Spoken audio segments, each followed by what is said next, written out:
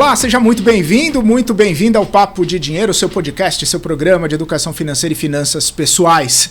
A gente está vendo, né? Conflito no Oriente Médio, guerra, inflação, os movimentos de volatilidade e instabilidade nos mercados. E a pergunta que fica é: sua carteira de investimentos e os seus investimentos estão blindados? Estão prontos para aproveitar algum tipo de oportunidade? Você está sabendo o que está acontecendo no mundo e o que pode impactar nos seus investimentos? É esse o assunto que a gente vai ter aqui hoje no nosso Papo de Dinheiro, conversando com o Arion Camargo, ele que é planejador financeiro, CFP da Planejar. Arion, obrigado por estar aqui, prazer, seja muito bem-vindo. Obrigado pelo tempo, obrigado a vocês também todos por me receberem. Arion, essa é a questão, né? A gente está vendo um movimento bastante volátil, incerto e um mundo cada vez mais intranquilo, né? Se a gente pode dizer assim. Muita gente que está nos assistindo fica com essa pergunta na cabeça. Poxa, com tanta incerteza, com tanta volatilidade, o que eu faço? Qual é o primeiro passo para eu separar um pouco do que é ruído e do que efetivamente pode trazer algum tipo de impacto nos meus investimentos? Com certeza, esse questionamento é muito importante, assim, Felipe, porque se a gente for reparar, todo tipo de grande volatilidade histórica no mercado, ele vem seguido de grandes acontecimentos que sustentam e explicam de maneira geral essa vol, digamos assim, né? Esse movimento de mercado e essa oscilação. Ademais, além disso, é muito importante conversar com um planejador financeiro, com um assessor da sua carteira, para entender a posição desses investimentos frente a todas essas situações.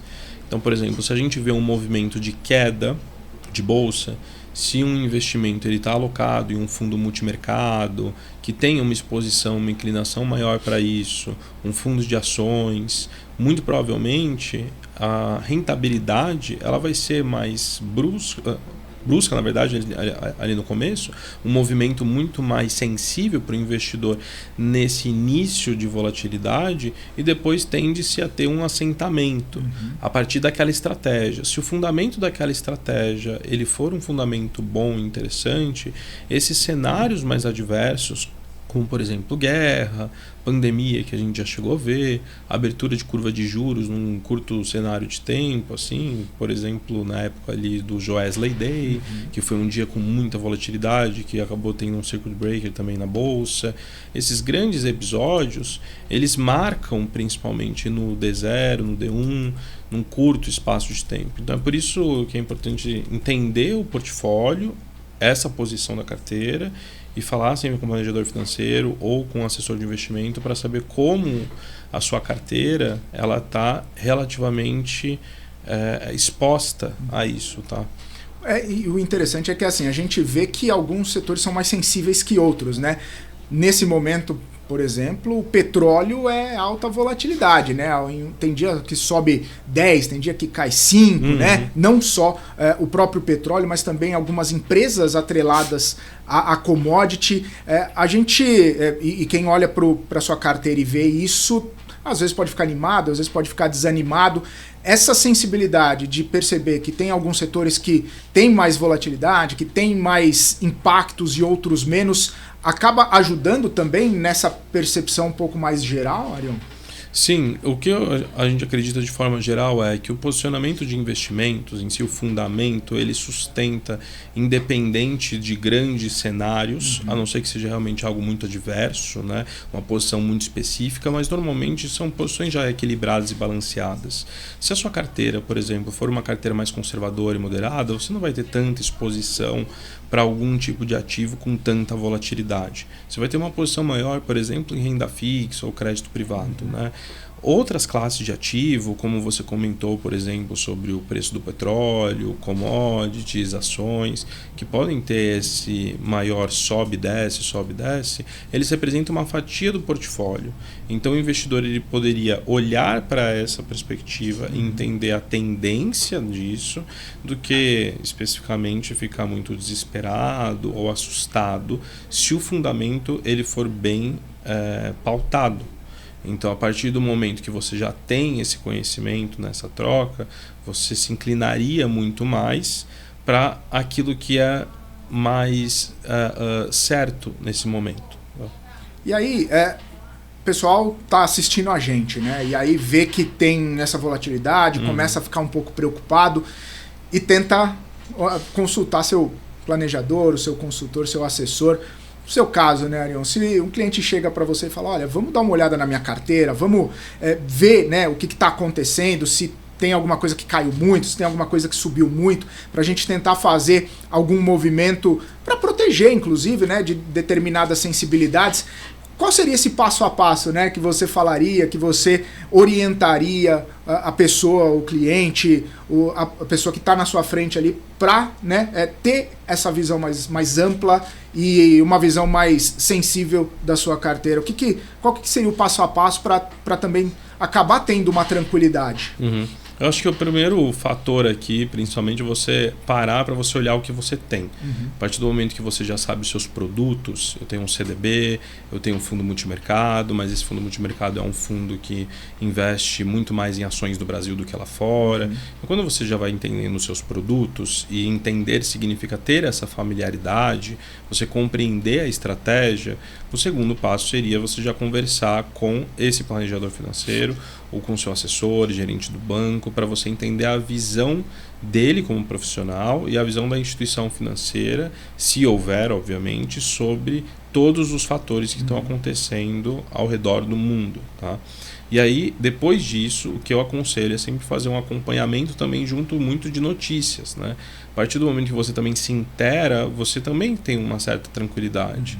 Você não vê só a queda, você não vê só a sua rentabilidade caindo, por exemplo, e você se assusta com aquilo. Você entende que pode ser momentâneo, durante um curto espaço de tempo, e que muito provavelmente isso aconteça, né, até ter um assentamento de mercado.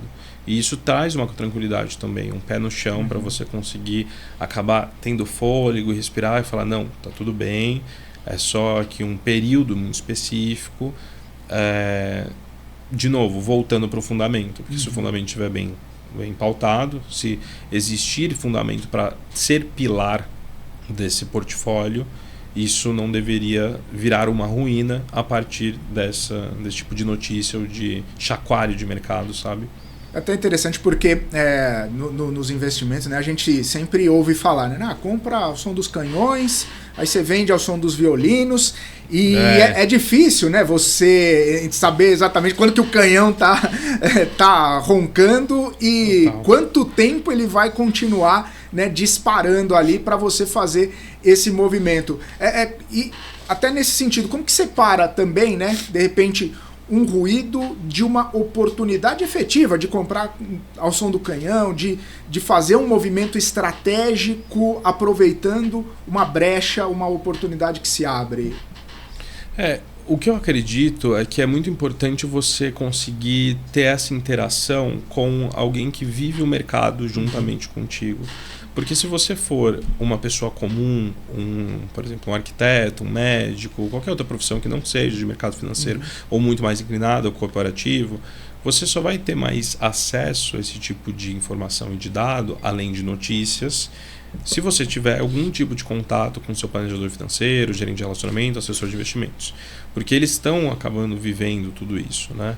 Então, acho que essa é a minha primeira sugestão para você acabar se aliando e ter esse embasamento para entender se aquilo, de fato, é uma oportunidade de compra ou uma oportunidade de venda, ou se você deveria aguardar ou não. No cenário de pandemia, por exemplo, que a gente viu tudo derretendo em relação a preço dos ativos, a gente viu muitas oportunidades de compra. Exatamente por uma questão de incerteza, né? De ser incerto para o indivíduo que iria acontecer, e ao mesmo tempo todos os preços de todos os ativos eles acabaram caindo. Então a gente pode ver isso em 99%, por exemplo, do mercado, né? Se eu fosse chutar algum número, seria próximo disso. A gente viu esse movimento em ações, a gente viu esse movimento também em moedas, a gente viu esse movimento, essa incerteza, esse medo, né, no comportamento do VIX, que é de fato esse índice que mede essa volatilidade, o medo dos investidores que a gente chama. A gente percebeu isso também dentro de cotação de commodities, abertura de curva de juros e isso que vem acontecendo agora, principalmente com todo o movimento de guerras, né? Ele causa também essa volatilidade nesses momentos. Pois é, e é até interessante porque o investidor, obviamente, né, antes ou durante qualquer tipo de cenário, ele tem um planejamento, né? E aí com o planejador financeiro, ele fala assim, olha, eu quero me aposentar, eu quero trocar minha casa, quero trocar o carro, faculdade dos filhos. Então, ele vai montando o planejamento da vida dele de acordo com cada etapa da vida ou com cada vontade, cada sonho, né? E isso acaba sendo bastante importante até nesse planejamento. Quando entra algum tipo de volatilidade como essa que a gente está passando, de um conflito, de uma guerra que não se sabe exatamente quando vai terminar, não se deve, ou pelo menos imagina-se que não se deve mudar esse planejamento por causa disso. Mas abre espaço para algum outro tipo de planejamento justamente por conta disso? Como que faz essa talvez não mudança total, né, do plano original, mas adequar parte desse plano para ou antecipar ou postergar um pouco? Como que faz isso efetivamente, Arion? Só para eu tentar entender um pouco também dessa possibilidade, né? Porque a gente olha o que a gente tem, a gente percebe o que a gente tem na carteira ali, como você muito bem falou, só que às vezes uma coisa ou outra precisa ser alterada também, né? Lógico, com certeza. O que eu percebo de forma bem geral é que vai muito de perfil de investidor, se você é de fato um conservador, moderado, arrojado, para você entender qual espaço em outras classes de ativo você tem. Além disso, seu momento de vida, entender como você, como indivíduo, como pessoa, pensando nos seus planos, vem olhando posição de investimentos no curto, médio e longo prazo. Então é interessante você acabar tendo esses horizontes para você fazer essa divisão das caixinhas. E a partir desse momento você vê se existe alguma oportunidade, como a gente falou na pergunta anterior, e existindo esse tipo de alocação, de possibilidade de colocar em algum outro ativo, e se você tiver esse apetite para ou risco ou prazo, enfim, você acabar tomando essa posição pensando nessa valorização, mas muito alinhado, acredito eu, com a perspectiva da instituição financeira, do banco, da corretora, que vai te dar um guidance, ou até mesmo do funcionário que vai acabar representando e que vai te ajudar nessa montagem de portfólio. Entendi. E aí, falando no portfólio, a gente sempre ressalta aqui a importância de ter uma reserva, né? A reserva de emergência, muita gente acaba até tendo uma outra reserva, que é a reserva de oportunidade. Essas duas, por exemplo, né, para entrar nessas possibilidades de encontrar alguma oportunidade, vale a pena mexer, vale a pena fazer algum tipo de movimento em relação a isso, tentando capturar também esse movimento, ou a reserva de emergência sagrada, deixa ela quietinha lá, justamente para quando precisar, numa emergência, ter ela disponível? O aconselhável é você pelo menos ter 6 vezes o pagamento do seu salário, dos seus custos de vida, para você conseguir colocar isso em uma caixinha como mais emergencial. E aí, a partir do momento que você faz qualquer tipo de movimentação mais oportunística, utilizando a reserva de emergência, a gente sempre aconselha você também repor esse recurso à medida que o tempo vai passando. Porque esse acaba sendo um número mais padronizado que nós, planejadores financeiros, aconselhamos diante das incertezas mesmo da vida, né? E essa reserva ela é uma reserva que não deveria ficar só esvaziada ou sendo esvaziada. Então a composição dela é muito importante. Então eu vejo sim valia e benefício nessa utilização desses momentos muito oportunísticos. Por serem oportunísticos, eles têm um prazo específico. Não é porque você está vendo uma oportunidade agora de compra que daqui um mês você vai ter essa mesma oportunidade nesse mesmo ativo. Então, se você acabar encontrando uma opção e que não vá te sensibilizar tanto, eu não vejo por que não nessa utilização para depois repor, por exemplo. E essa é a melhor coisa que se faz, né? Porque senão toda hora você fica usando a reserva de emergência, uma hora ela acaba, quando a emergência vem, não tem, né? E tem diferença, por exemplo, uma pessoa que acaba ganhando mais ou ganhando menos, não na construção da reserva, porque você falou, são 6 meses ali, mas nessa possibilidade de utilização, quem ganha menos talvez deva ser um pouco mais cauteloso ou ter mais capacidade de segurar a reserva para também não ter nenhum tipo de oscilação mais forte ali? É uma pergunta que eu acho que é muito pessoal, mas ao mesmo tempo eu acho que a gente tem alguns espectros aqui importantes para serem considerados. O primeiro é o seu nível de conhecimento técnico. A partir do momento que você já tem mais conhecimento, que você vai aprendendo mais sobre os produtos de investimento, independente dos tipos de estratégia, você acaba tendo muito mais apetite a risco, e uma inclinação muito maior por experimentar outros produtos e estratégias que você pode ter uma rentabilidade maior no longo prazo.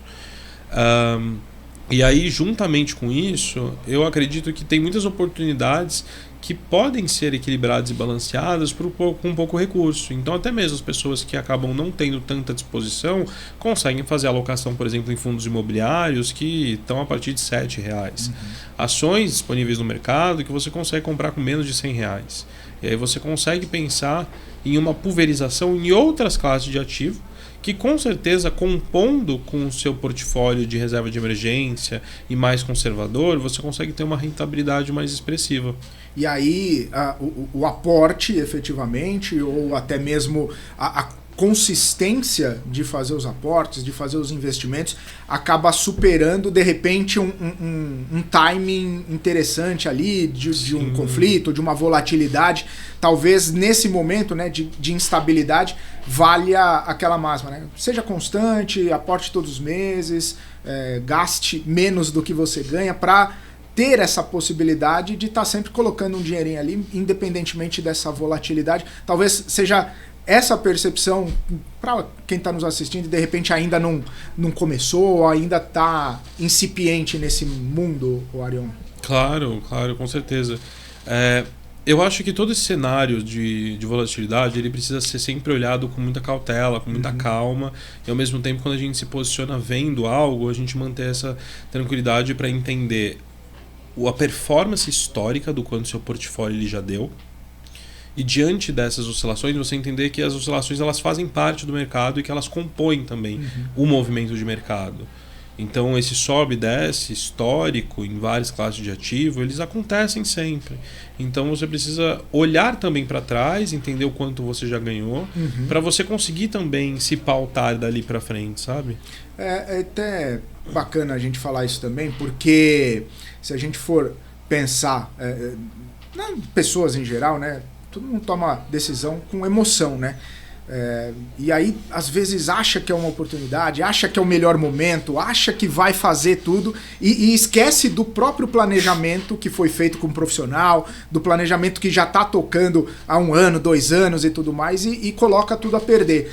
Esse é um fator importante e que tem que ser trabalhado com o investidor, com o cliente que está na sua frente ali, essa questão do emocional, de não tomar uma decisão assim com o fígado, se a gente pode dizer assim, Ariel. Nossa, com certeza, porque é muito do ser humano, né? Se a gente for ver também, se a gente fizesse um deparo numa relação afetiva, por exemplo, quando você já está tendo algum tipo de ideia, de discussão, e você já está no calor do momento, você vai vendo que as emoções com um ser humano, como de indivíduo de fato, elas acabam te consumindo, então inclusive o psicológico, para você tomar qualquer tipo de decisão, para você falar alguma coisa. E o mesmo acontece também com investimentos.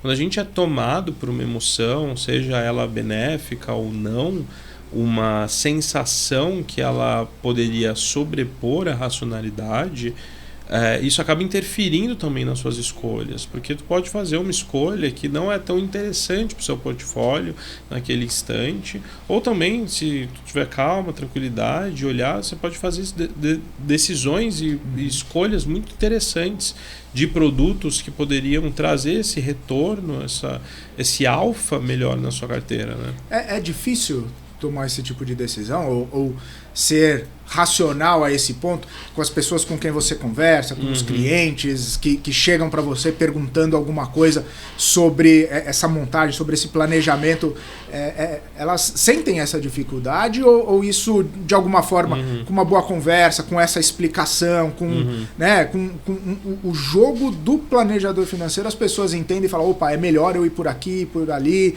ser um pouco mais racional, ou na hora do vamos ver acaba não dando muito certo? Mais ou menos. menos. Acho que depende muito do mercado e depende muito também da pessoa. O que eu percebo é que, de forma geral, as pessoas, quando falam do próprio dinheiro, elas são realmente mais sensíveis. Então, qualquer oscilação, ela acaba tendo um estômago diferente do que se a gente conversasse e falasse do dinheiro do próximo ou do outro. Então, para o planejador financeiro, eu acho que ele traz bastante racionalidade, porque ele se coloca nesse lugar realmente como um advice, como um aconselhamento para ser feito para aquele cliente, né? Porque muitas vezes o cliente está desesperado, o cliente está assustado, o cliente ele acaba vendo um momento mais delicado e ele acaba tendo esse temor. Porque quando é o contrário, quando são só flores e um cenário muito expressivo também de alta, o cliente ele fica muito feliz. Só que o contrário também pode acontecer no mercado em momentos muito específicos, né? Ele fica naquele contraste, né, do medo de perder o dinheiro e do medo de ficar de fora de um movimento mais amplo, né? E aí fica, né, digladiando dentro da pessoa essas duas possibilidades. E aí entra o planejador financeiro para tentar acalmar um pouco esses medos, né, do cliente. Com certeza, com certeza. Acho que o nosso papel aqui é um papel de segurar na mão, caminhar junto com o cliente até esse relacionamento, né? E tentar trazer para ele uma visão realmente muito mais pautada naquilo que vem acontecendo no presente, né? E com as perspectivas, sem deixar de olhar também o passado e trazer isso como ensinamento, né? Falar, olha como foi até aqui. Sim. E olha essa performance também aqui. E aí é para montar um portfólio, pelo menos para equilibrar esse portfólio. Claro que cada pessoa tem um perfil, como você muito bem trouxe aqui, a gente sabe que as pessoas elas têm apetites diferentes também. A percepção é que nesse rebalanceamento siga o jogo, segue o planejador, segue o que foi colocado lá na frente e, se necessário, e aí como a gente falou lá atrás, abre uma caixinha diferente com um percentual pequeno e coloca para aproveitar esse medo de ficar de fora, mas segue o plano, né? Na sua percepção, né? Ou mais para a gente tentar trazer uma visão mais geral para as pessoas, assim, o que seria um portfólio legal, assim, entre renda fixa, renda variável e tudo mais, para ter um equilíbrio num momento como esse? Lógico. O que a gente recomenda é para um perfil mais conservador, pelo menos uns 70% ali em estruturas mais conservadoras, né, de baixa volatilidade, baixo risco, um fundo referenciado DI, uma LF, um CDB, uma DPGE, eventualmente algum fundo de crédito privado de baixo risco, que investe em títulos mais high grade, que a gente chama, que são títulos mais conservadores e com uma boa qualidade de crédito, certificada, digamos assim.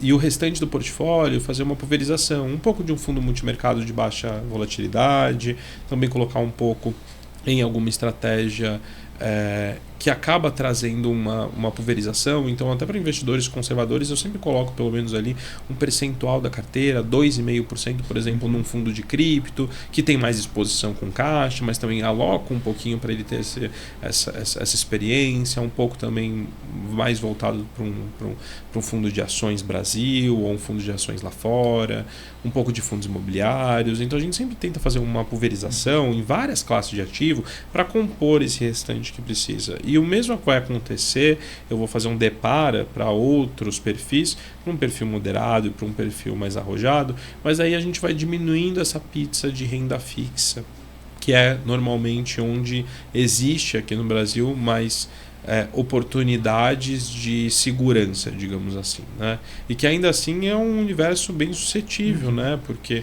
a gente vê casos de instituições financeiras quebrando, histórico também de pessoas recebendo pelo FGC, mas você tem essa cobertura. Ainda assim é um risco, né? É um risco que você se expõe no final do dia ao crédito daquela companhia. Mas de forma geral são essas oportunidades que a pessoa acaba colocando, mas daí mais para um perfil moderado a gente colocaria 50%, por exemplo, em crédito privado ou renda fixa, e aí num perfil mais arrojado talvez uns 35%, 40%, e aí a gente vai pulverizando, aumentando mais o leque dessas outras classes mais alternativas, digamos assim. E no fim das contas, para a gente encerrar aqui, não desvia o foco do trabalho, né? Trabalha, ganha dinheiro e deixa os investimentos para ter o auxílio do profissional, não fica muito ligando para muitos ruídos, porque senão você tira a cabeça do trabalho lá, para de ganhar dinheiro e para de aportar também. Exatamente, é isso. A gente sempre fala que o trabalho do planejador financeiro é você, como investidor, como cliente, não se preocupar com o seu dinheiro, porque o planejador ele vai acabar fazendo as melhores recomendações, em tese, né? Boa. Harion, agradeço sua participação, obrigado. Um minutinho aqui, deixa as considerações finais, um alerta ou alguma orientação aí para o nosso telespectador, por gentileza. Eu agradeço o tempo, agradeço o espaço. Acho que o meu principal alerta é sempre conversar com o planejador financeiro e você sempre ser muito transparente, honesto, trazendo tudo que vai acontecendo na sua vida até então e as suas perspectivas, porque isso vai estar muito alinhado com aquilo que você quer chegar, né? Uhum. Maravilha. Muito obrigado, viu? Harion Camargo, planejador financeiro, CFP da Planejar, aqui com a gente, falando um pouquinho a respeito desse cenário de volatilidade, de instabilidade e como lidar com isso no seu dia a dia, com o seu dinheiro. É isso aí, gostou do papo? A gente está no YouTube também com reprise desse Papo de Dinheiro e a gente volta na próxima semana com muito mais aqui para você que nos acompanha. Obrigado sempre pela audiência, pela companhia. A gente se vê na próxima semana aqui no nosso Papo de Dinheiro. Forte abraço. Tchau, tchau.